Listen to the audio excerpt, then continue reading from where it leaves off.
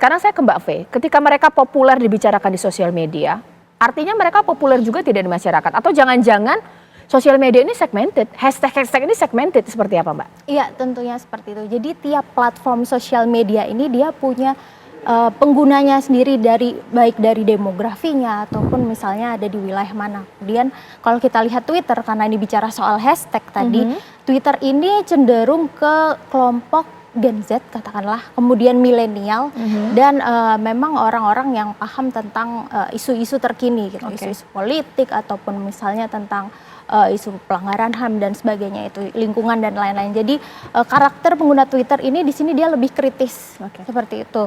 Jadi kalau kemudian dia menguasai atau kemudian masyarakat ini terpapar informasi lebih banyak dari satu media sosial tertentu, saya atau kami di sini mungkin bisa bilang tidak sepenuhnya ya, karena kembali lagi misalnya kita melihat untuk masyarakat pedesaan, terus kemudian untuk beberapa profesi yang memang bergelut di rumah gitu, itu salah satunya mungkin terpaparnya dari media mainstream seperti pemberitaan di televisi. Tapi balik lagi bahwa media-media kemudian menggunakan trending yang sedang hangat dibicarakan di sosial media untuk diangkat ke media mainstream itu sendiri. Kalau memang tidak terlalu pengaruh secara keseluruhan Mas Adi Pray, kalau dari sisi psikologi, ibaratnya waduh nggak achieve nih, kurang puas ini, kurang bagus ini di debat untuk masing-masing cawapres, ada tidak sih pengaruhnya? Kan media sosial itu kan tujuannya satu, untuk mendapatkan apa yang disebut dengan bandwagon effect. Jadi semakin sering dan semakin banyak diperbincangkan di media sosial, ada harapan dia akan menjadi trendsetter yang akan diikuti oleh begitu banyak para follower dan pendukungnya. Kalau Gibran yang sering dibicarakan, Mahfud yang sering dibicarakan, kemudian Muhaimin yang sering dibicarakan, tensinya positif, ada harapan dan ada keyakinan bahwa mereka lah yang akan kemudian memenuhi ruang publik, bahkan menghegemoni pembicaraan di media sosial dan di kalangan netizen. Tapi satu hal publik yang lupa Caca, bahwa sumber informasi politik yang dimiliki oleh pemilih kita secara umum itu masih menggunakan variabel media mainstream seperti TV. Ada sekitar 47% masyarakat yang mengaku sumber informasi politik mereka itu dapatkan dari TV. Media sosial itu hanya 16% masyarakat yang mengatakan mereka menjadikan medsos, apapun itu medsosnya, untuk mencari informasi politik, ya 16%. Kalau di breakdown 16% itu yang paling banyak adalah mereka yang punya Facebook. 77% masyarakat punya Facebook, sisanya nggak punya. Nah, yang ramai kan sebenarnya di Twitter. Kalau kita tanya kepada pemilih, ini survei 4 bulan yang lalu ya, yang merasa dan mengaku punya Twitter itu hanya sekitar 9% dari total pemilih kita di Indonesia. Dan mereka kenapa ramai dan gaduh? Karena rata-rata mereka ini adalah opinion maker, mereka itu ketum partai, anggota dewan, aktivis, pegiat pemilu, dan seterusnya, dan seterusnya. Karena ini opinion maker, sekalipun jumlahnya kecil, tapi dia bisa menyebar, memenuhi skup-skup politik yang kemudian dia selalu menjadi perbincangan yang cukup ramai.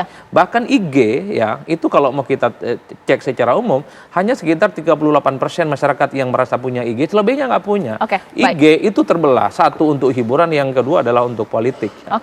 Sekarang saya ke Bang Daniel. Bang Daniel, ketika populer dalam tanda kutip negatif ya pasca debat, cawapresnya Bang Daniel ini terpengaruh tidak? Disebut cawapres hafalan lah, seperti apa? Ya kan Mbak, sudah terbukti kan selama ini justru diledek, diejek di sosial media itu Mas Gibran bisa santuy begitu, bisa membalikkan ejekan-ejekan itu menjadi motivasi yang mendorong dia melakukan pembuktian dari ejekan-ejekan itu.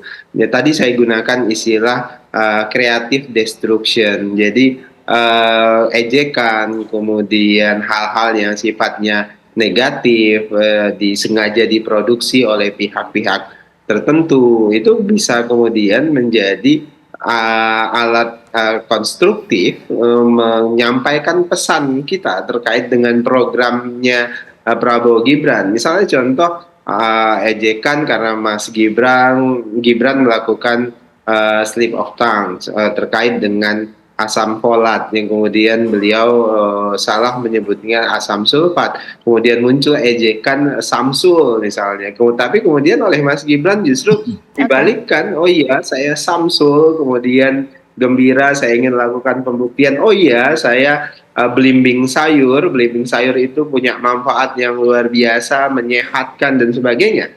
Itulah bukti bahwasannya creative destruction ini bisa menjadi alat untuk kemudian menyampaikan pesan program yang ingin kami dorong terkait dengan program visi misi Pak Prabowo dan Mas Gibran. Di politik bagi Pak Prabowo pertama tidak ada tuh ruang untuk perasaan pribadi. Yang ada adalah bagaimana kita bisa bareng-bareng bersama memajukan Indonesia. Kira-kira begitu Mbak Caca. Baik, sekarang saya ke Pak Jumhur. Pak Jumhur, ini bagaimana kemudian? Secara psikologi berpengaruh nggak sih ke Caimin ketika banyak juga hashtag-hashtag negatif ditujukan kepada Caimin pasca debat?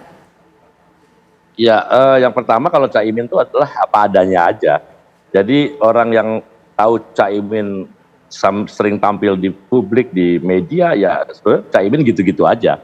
Cuman memang dalam forum debat itu kan sangat sedikit sekali ya orang bisa menampilkan satu gagasan. Jadi nggak ada diskusi yang menarik sebenarnya dalam paket debat seperti ini. Harusnya lebih lama lagi orang sudah bukan sekedar tampil tegas dan sebagainya, tapi gagasan. Nah, saya klarifikasi sedikit ya soal kota Jogja tadi.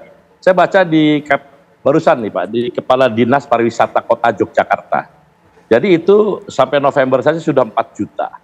Dan akhir Desember mungkin bisa 4,5 juta wisatawan ke Kota Yogyakarta. Sementara ke Solo, Kota Solo itu hanya 2,5 juta. Jadi sebetulnya Bapak baca data yang mana ya? Itu harus kita klarifikasi, kita sama-sama intelek, kita klarifikasi sama-sama. Ada dong, tetap kita data saya jelas. Cukup Jadi coba lihat di statistik saya dari wisata. Boleh lah Japria nanti Pak Jumhur, Bang Daniel agak di luar konteks. Sekarang saya ya. Ya Bang Daniel, Pak Jumhur ya. Siap. Oke, sekarang ya, boleh Bapak-bapak nanti Japrian aja ya. Datanya siapa yang paling akurat. Sekarang saya ke Mas Pangeran Sehat. Ini bagaimana? Prof Mahfud juga pasti ada beberapa hal yang sentimen negatif juga pasca debat, seperti apa? Enggak, tadi saya mau komentar, saya mengutip Mas Ganjar di debat Capres. Saya jadi nggak enak ini. Oke, gini, kalau tadi Mbak Caca bilang debat dari Cawapres itu kayak pertandingan bola, kalau saya bilang itu kayak pertandingan tenis meja sebenarnya. Kenapa? Awal tuh bola pukulan masih lurus-lurus kan. Lama-lama tuh backspin sama topspin belok-belok pertanyaannya kan. Nah, tapi Pak Mahfud ini orang yang suka tenis meja memang. Dan sudah punya jam terbang dan pengalaman menghadapi bagaimana nih yang spin-spin itu bisa dihadapi dengan baik gitu. Jadi, apakah ini masuk ke dalam psikologi mengganggu Pak Mahfud? Sama sekali enggak. Justru menjadi sebuah gizi, menjadi sebuah tambahan nutrisi pengetahuan yang baik. Dan pada kesempatan kali ini saya juga mau bilang sih sebenarnya satu hal yang selalu ditanyakan kepada kami adalah sebenarnya mau melanjutkan atau tidak sih Pak Jokowi. Pada kesempatan kali ini saya mau bilang, mengambil contoh IKN misalnya. IKN itu dicita-citakan oleh Bung Karno, diwujudkan oleh Pak Jokowi, akan dilanjutkan oleh yang namanya Ganjar Pranowo. Gitu. Oke, singkat saja terakhir mungkin tips dari Drone Emprit. Ketika debat ini panas, pasca debat pun masih panas, sampai nanti 7 Januari kita debat lagi pasti akan terus panas. Ketika masyarakat ingin mendapat informasi mengenai sosok cawapres atau juga capres, sosial media ini menjadi ranah yang tepat atau tidak? Atau jangan-jangan, oh bentar dulu, ini karena kemudian ini umbar kejelekan, keburukan, saling serang menyerang, seperti apa? Tentunya untuk sosial media ini kita harus bijak-bijak menyaring informasi ya. Untuk opini tentu bisa kita tampung yang baik, kemudian kita filter yang memang dirasa itu cukup provokatif seperti itu.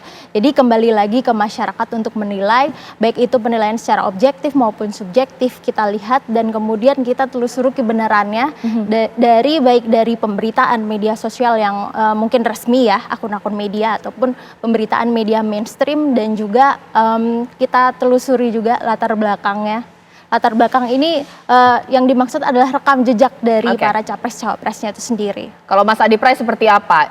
Bolehkah debat dan juga popularitas di sosial media hanya jadi indikator? Atau jangan-jangan cek juga lah kalau kampanye kemana aja, program-programnya di dunia nyata seperti apa Mas Adi Pray? Kalau mau jujur sebenarnya popularitas 3 cawapres kemarin di media sosial itu kan mentereng.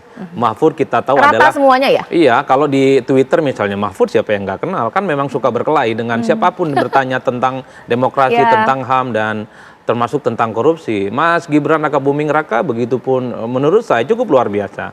Bahkan sebelum jadi wali kota Solo kan juga selalu menjadi trendsetter statement-statementnya. Apalagi kemarin pasca debat kan langsung bikin satu status yang menurut saya agak meledek gitu ya. Let them cook. Itu menurut saya war betul pasca debat. Ataupun Muhaimin Iskandar, kita tahu basis pendukungnya di media sosial cukup luar biasa. Adalah ketua umum PKB 2 yang sepanjang sejarah sampai saat ini misalnya cukup populer dan cukup kuat. Tapi overall yang ingin saya katakan sebenarnya adalah bagaimana portofolio masing-masing cawapresnya juga penting diamplifikasi di media sosial. Karena ini tempat para opinion maker, opinion leader bicara tentang politik di negara ini penting. Kalangan-kalangan elit kelas menengah ini kan menjadikan Twitter sebagai tempat untuk menyampaikan gagasan antara kritik kemudian memuji dan seterusnya. Tapi kunci di Twitter kan cuma dua. Pilihannya kalau nggak putih ya hitam. Kalau nggak hitam ya putih. Kalau di tengah-tengah agak nggak kurang populer. Kalau menyerang aja sekalian. Kalau memuji, muji aja sekalian sampai guling-guling kan gitu kan. Oleh karena itu ini yang kalau kita membaca dua kutub di media sosial, pasti yang tumbuh besar itu adalah yang menghujat habis-habisan sama yang memuji habis-habisan. Yang terakhir yang ingin saya katakan adalah Pilpres itu orang selalu bicara ini mirip pertandingan sepak bola ataupun tinju. Bagi saya Pilpres itu semacam orang lomba panjat dinding. Satu sisi dia naik, tapi pada saat yang bersamaan kalau lawannya itu juga naik, kalau bisa diturunin, tarik aja kakinya satu persatu.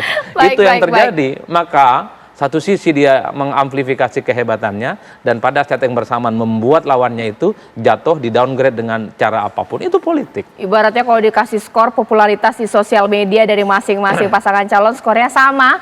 Punya sentimen negatif, punya juga sentimen positif, tapi ingat bahwa popularitas tidak hanya di dunia maya, di dunia nyata juga. Itulah kampanye-kampanye darat tetap dilakukan oleh masing-masing cawapres. Terima kasih Bang Daniel, Pak Junghur, Bang Pangeran, bahkan juga Mbak V di sini, dan juga Mas Adi Pray.